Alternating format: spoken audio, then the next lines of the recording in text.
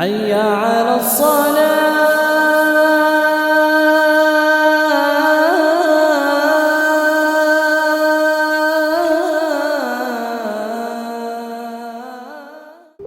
ரெண்டு கேள்வி போனா சொல்லுங்க.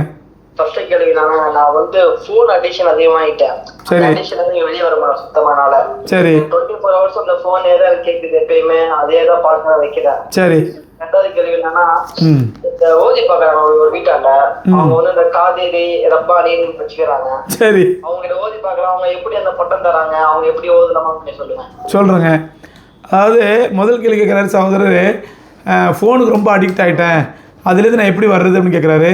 ஸோ அதில் அல்லாஹ் உங்களுக்கு உதவி செய்யணும், கிருபை செய்ய நான் துவா செய்கிறேன். எப்போ நீங்கள் இந்த தவறை உணர்ந்தீங்களோ, ஏன்னா இன்றைக்கி ஆயிரக்கணக்கான மக்கள் இந்த தவறை உணராமலே தவறு செஞ்சிட்ருக்குறாங்க.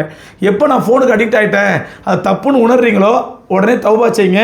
அல்லாஹ் ரப்பல் ஆலமீன் அதிகமாக துவா செய்யுங்க. அதுலேருந்து வெளியே வர்றதுக்கு 5 வேளை தொழுகை கரெக்டாக தொழுவுங்க. என்ன தான் ஃபோன் யூஸ் பண்ணாலும் தொழுகை நேரம் வச்சா உடனே தொழுகை போகணும். முதல்ல தொழுகைக்கு ஃபோனை கட் பண்ணி பழகுங்க. இன்ஷால்லா மற்ற விஷயம் கொஞ்சமாக கட் பண்ணிடுவீங்க. 5 வேளை தொழுகை தொழுதுட்டு அல்லாட்ட கேளுங்க, யா அல்லாஹ் இந்த ஃபோனுடைய அடிக்ஷன்லேருந்து என்ன பாதுகாத்துற அல்லாஹ் அப்படின்னு அல்லாட்ட கேளுங்க. அல்லாஹ் ரப்பல் ஆலமீன் உங்களுக்கு பாதுகாப்பாக கொடுப்பான். ரெண்டாவது கேட்டாங்க, இந்த ஓதி பார்க்குறதுக்கு ரப்பானி, காதிரி, ரப்பானி, சப்பானிலாம் பேர் வச்சுக்கிறாங்களே, இந்த பட்டம்லாம் யார் கொடுத்துச்சுன்னா, இந்த பட்டம்லாம் ஏதோ அல்லாட்டு அந்த வகைன்னு நினைக்காதீங்க. இந்த ஃப்ராடுங்க இந்த ஓதி பார்க்கறதுக்காக மந்திராலயம் வச்சுருப்பான், ஓதி பார்க்கும் இடம் அப்படின்னு சொல்லி.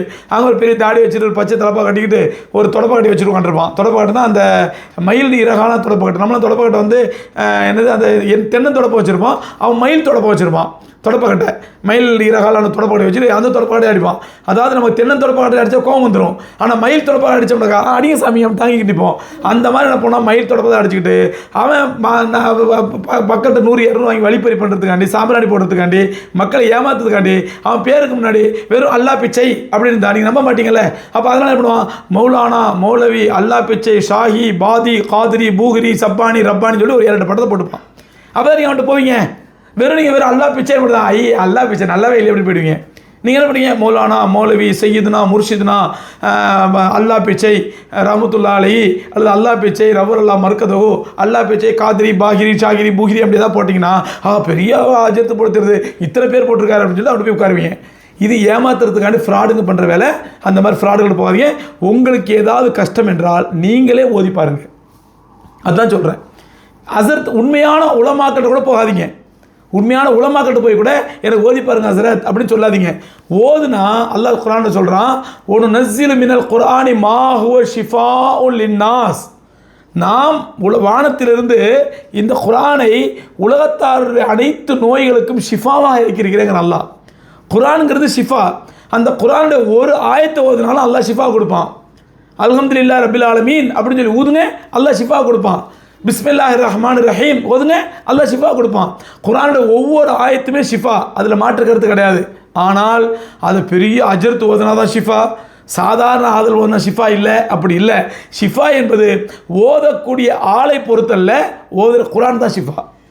யார் ஓதுனா அல்லாஹ் ஷிஃபா கொடுப்பான். எப்போ நம்பிக்கையோடு ஓதுனீங்கன்னா. நம்பிக்கையோட ஒரு 5 வயசு பையன், அவனுக்கு மார்க்கம்லாம் தெரியாது, ஹத்தனா கூட பண்ணலை, தொழ தெரியாது, ஆனால் 5 வயசு சிறுவன் எங்கள் அத்தாவுக்கு உடம்பு சொல்லி அல்லா எனக்கு எங்கள் அத்தாவுக்கு போடுற மாதிரி ஷிஃபா கொடுல்லா அப்படின்னு அல்ஹம்துலில்லாஹி ரப்பில் ஆலமீன் அப்படின்னு ஷூன் ஊதுறானா அல்லாஹ் ஷிஃபா கொடுப்பான். காரணம் பார்ப்பது, ஓதுவது குர்ஆனான்னு அல்லாஹ் பார்ப்பான். ரெண்டாவது ஓதக்கூடிய நம்பிக்கை என்னன்னு பார்ப்பான். 2 தான் பார்ப்பான். இவர் பெரிய அஜர்த்தா, பெரிய ஆலிம்சாவா, பெரிய தலப்பா கட்டிருக்காரா, தலப்பா துணி தலையில் கட்டிருக்காரா, தோளில் போட்டிருக்காரா, இதெல்லாம் அல்லாஹ் பார்க்க மாட்டான். இதெல்லாம் அல்லாஹ் பார்க்க மாட்டான். ஓதுவது குர்ஆனா, ஓதக்கூடிய நம்பிக்கை இருக்குதா, 2 தான் பார்ப்பான். இப்போ நான் கேட்குறேன், எனக்கு காய்ச்சலுங்க, கடுமையான தலைவலி தாங்க முடியல, அப்படி தலை தெரிக்குது, அல்லாஹ் அல்லாஹ் அல்லாங்கிறேன். இப்போ இந்த நேரத்தில் அல்ஹம்துலில்லாஹி ரப்பில் ஆலமீன் அர் ரஹ்மானிர் ரஹீம் மாலிக் யௌமிதீன் வேதனையோடு ஓதி நான் ஊதுனேன்டா, அப்போ எனக்கு ஷிஃபா கிடைக்குமா? இவர்கிட்ட சொல்கிறேன், எனக்கு கடுமையான தலைவலிங்க, கொஞ்சம் ஓதி ஊதுங்க அப்படிங்கிறேன். என் வழி அவருக்கு தெரியுமா? அப்படியே உட்காரு, அல்ஹம்துலில்லாஹி ரப்பில் ஆலமீன் ஃபேனை போட்டு அர் ரஹ்மானிர் ரஹீம் மாலிக் யௌமிதீன் ஏசி அப்படின்னு ஷூ அப்படின்னா இதில் ஷிஃபா கிடைக்குமா?